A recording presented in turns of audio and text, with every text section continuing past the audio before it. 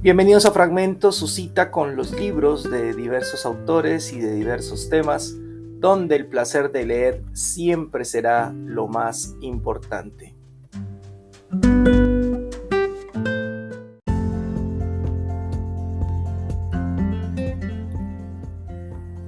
En esta ocasión, y como siempre, vamos a traer la historia de un autor que me parece que ha marcado mi forma de pensar y que sus libros han sido, perdón, estoy un poquito afectado de la garganta, sus libros han sido fundamentales en mi pensamiento, en la forma como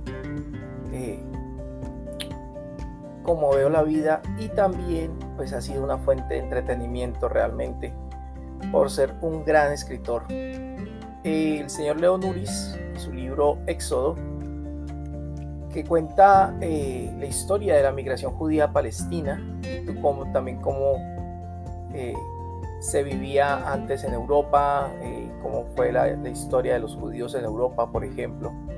Toda esta situación es un libro bastante grande, pero es un libro simple de leer. Si ustedes quieren acercarse a la historia de los judíos, entender mejor por qué la cuestión del holocausto, porque ¿sí? Más allá de pronto de todo el despliegue visual que muchas veces traen las películas, pero que no dejan ver el trasfondo de la situación, el libro Éxodo de León Uris es fundamental para entender la historia y la historia de la formación también del pueblo de Israel, del naciente Estado de Israel a mediados del siglo XX, porque es un país que renace en esa época.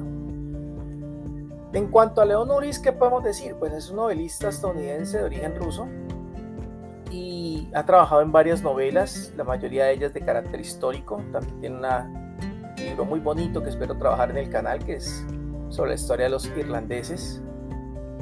Y algunas de sus obras están, por ejemplo, Éxodo, que ya lo vamos a trabajar hoy, que ya ha sido también llevada al cine en varias ocasiones, siendo un gran éxito en taquilla. También hay pues otros libros que hablan sobre, por ejemplo, sobre Topaz, que habla sobre el espionaje, QB8, que trata sobre los crímenes de guerra de los nazis, sobre todos los experimentos que hacían, no solamente con judíos, sino con personas de otros pueblos. Y pues el escritor ha sido bastante prolífico, criticado en algunos casos. Dicen que pues es un poco racista y que su personalidad es muy pro-sionista, o sea, muy pro-judía, pero de pronto le tiraba bastante duro a los palestinos, etcétera. Pero pues realmente en esta obra no se ve eso. En esta obra se ve cómo se trató desde un principio de que existiera una hermandad entre ambos pueblos, pero definitivamente pues las circunstancias los van llevando poco a poco a enemistarse y a llegar a la guerra.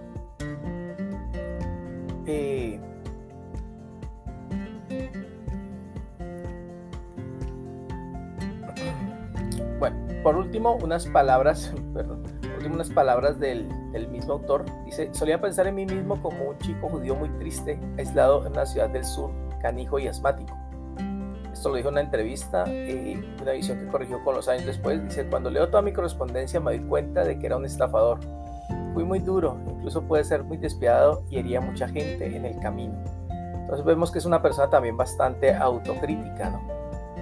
El libro de Éxodo es muy interesante. Él vivió como corresponsal de guerra la situación de la guerra de los 6 días, por ejemplo, la guerra de independencia, y esto lo lleva a él después a estudiar más el trasfondo histórico de todos estos conflictos y a escribir este libro maravilloso que siempre recomiendo. Aunque es largo, es extenso, realmente es muy divertido, es muy fluido para leer, muy interesante. Es el típico libro que te puedes pasar la noche leyendo y te trasnochas porque quieres saber qué va a seguir después en el siguiente capítulo. León Uris tiene esa capacidad. Realmente recuerdo haberme trasnochado leyendo, por ejemplo, este Éxodo, y QB8 también me trasnoché leyendo estos libros porque simplemente no podía cerrar un capítulo y no saber qué iba a pasar en el siguiente. Entonces es como verse una obra, una serie de televisión que simplemente no puedes parar y tienes que saber qué va a pasar en el siguiente capítulo. Entonces te atrapa completamente.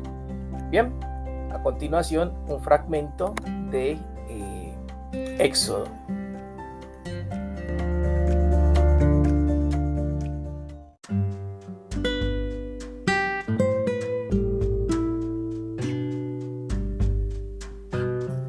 Recuerden que estamos en Spotify y en YouTube. Si están escuchando esto a través de Spotify, por favor agregarme a favoritos para que así puedan seguir escuchando fragmentos, que les llegue la notificación de cada nuevo fragmento. Si están en YouTube, igualmente, darle like si les gustó, dislike si no les gusta. Claro que sí, también podemos atender las sugerencias y comentarios que ustedes hagan en la caja de comentarios. Siempre estoy muy atento a lo que ustedes me escriben. Y compartir esta información, suscribirse, darle a la campanita, compartir, es importantísimo para que el canal siga creciendo poco a poco y podamos seguir transmitiendo y compartiendo este tipo de contenido, de información que me parece que es fundamental para pues aprender un poco más, y también es un contenido divertido, entretenido, diferente, muy sano.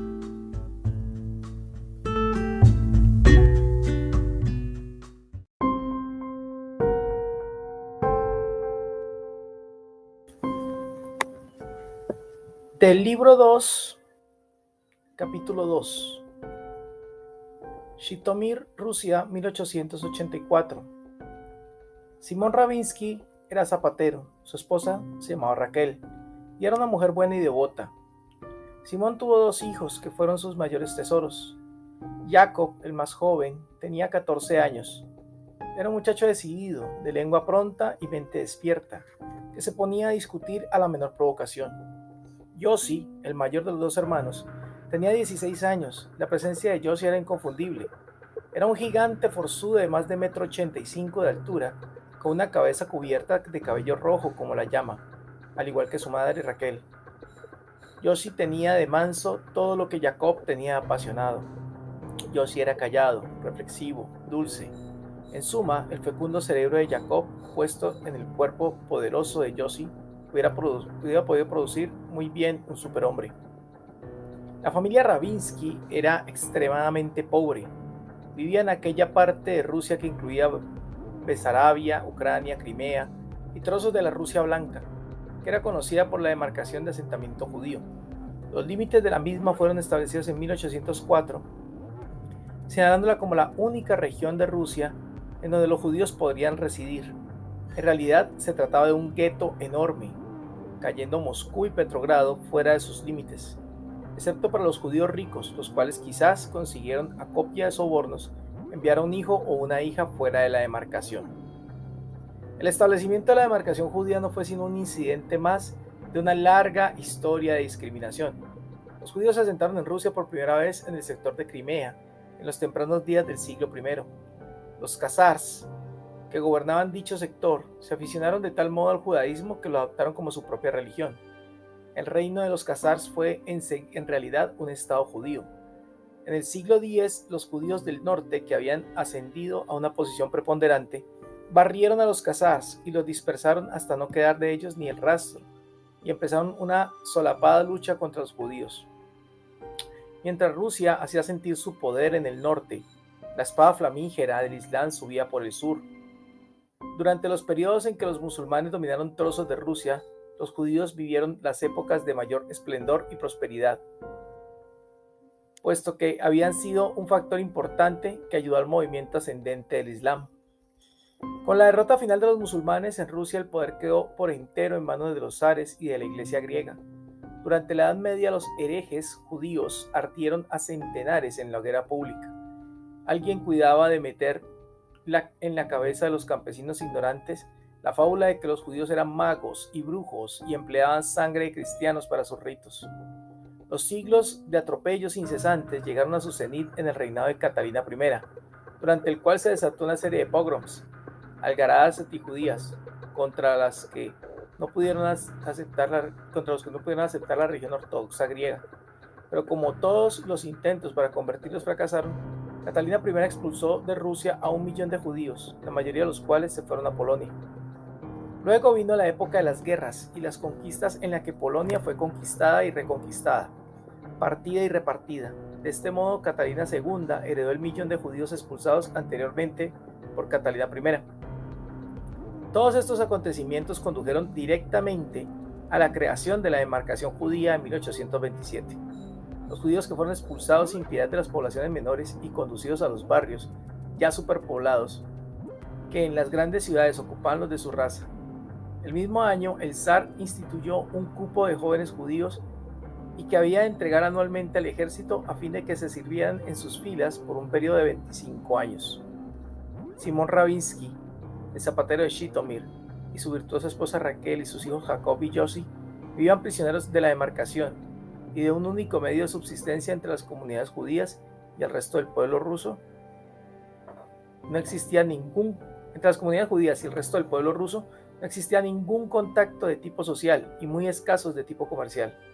El único visitante que en fechas fijas venía del exterior era el recaudador de impuestos, el cual era capaz de llevarse unos candelabros sagrados, lo mismo que las camas, las almohadas y los zapatos, y otros visitantes frecuentes, pero que no se sujetaban al calendario, eran las turbas salvajes de cosacos, campesinos y estudiantes que lanzaban alaridos sedientos de sangre judía.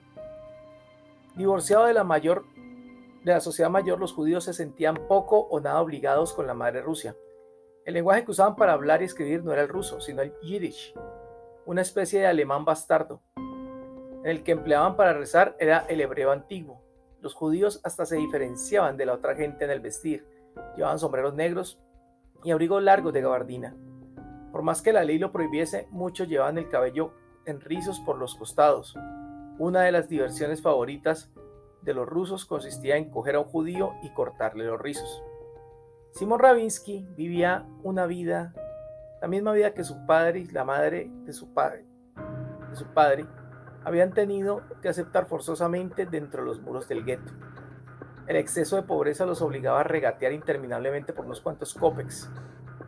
Pero a pesar de lo difícil que se hacía su existencia cotidiana, Simón y los otros judíos se sujetaban en el interior del gueto a una ética comercial extremadamente rígida. No se permitía que nadie destruyera o perjudicara los medios de vida de su prójimo, ni que robase o estafase. La vida de la comunidad giraba alrededor de las leyes santas, la sinagoga y el rabí, que era a la vez el maestro, director espiritual, juez y administrador de la comunidad. Todos los rabíes de la demarcación eran grandes eruditos, poseían una profunda sabiduría y su autoridad era discutida raramente. Bien, el capítulo es un poquito más largo, pero lo vamos a dejar hasta ahí. Ahí vemos cómo se vivían los judíos en Rusia, y esto va a ser muy importante porque los primeros judíos rusos son los que van a ir a Polonia y pues van a sufrir la cuestión de los campos de exterminio más que nadie. Y también muchos de estos judíos son los que van a emigrar después a Palestina a tratar de formar pues las primeras comunidades judías en ese territorio que antes pues les había pertenecido en las épocas bíblicas. El libro es largo, como lo mencioné, y está dividido en 5 libros que son pues parecido el esquema a los 5 libros de la Biblia, los primeros 5 libros de la Biblia, al Pentateuco. Con esa intención lo hace el autor. Es extremadamente interesante, de verdad que sí, y vuelvo e insisto, ya para terminar, aquellos que quieran conocer más sobre la cultura de los judíos, que pues generalmente en clases los jóvenes y mucha gente en las calles como historiador me preguntan cuál fue el cuento de Hitler con los judíos, cuál fue el cuento de los alemanes nazis con los judíos. Esto tiene un trasfondo mucho más profundo, mucho más grande que pues no me daría el tiempo en este momento para explicarlo. Pero si ustedes leen, por ejemplo, este libro, pueden entender muchísimas cosas de ese trasfondo, que pues trasciende desde la Edad Media hasta nuestros días. Recuerden que el libro queda en la caja de descripción de YouTube, queda un enlace para que ustedes puedan acceder a él. Y pues nada, espero que les haya gustado mucho y que tengan un feliz día. Hasta luego.